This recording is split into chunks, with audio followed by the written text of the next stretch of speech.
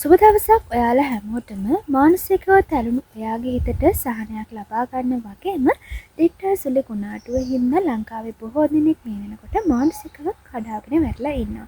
යලි පිබිදීමක් ලබා ගන්න මම මේ කියන පුංචි කාරණාවට චුට්ටක් අවධානය යොමු කරන්න.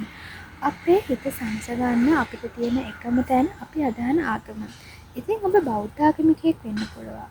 හින්දු භක්තිකයෙක් වෙන්න පුළුවන්. ක්‍රිස්තියානි භක්තිකයෙක් වෙන්න පුළුවන්. ඔබ මුස්ලිම් භක්තිකයෙක් වෙන්න පුළුවන්. ඔබ ඔබේ ආගමට ධර්මයට මේ වෙලාවේ යොමු වෙනවා නම් ඔබට පුළුවන් ඔබේ හිතට විජාලේ ශක්තියක් අරගෙන යලින් නැතිසෙන්න. බෞද්ධ ආගමිකයෙක් වෙන අපට පන්සලට කොට වැදිලා බොමැඩ අසල ඉඳගෙන අපේ හිතේ තියෙන දුක බොසඳන් ඉදිරියේ ප්‍රකාශ කරලා භාවනාවේ ඉඳලා පස්සේ සමාදන් වෙලා අපේ මනසට ගතට ලැබෙන සුවය වෙන කොහෙන්වත් අපිට ලබා ගන්න හැකියාවක් ලැබෙන්නේ නැහැ.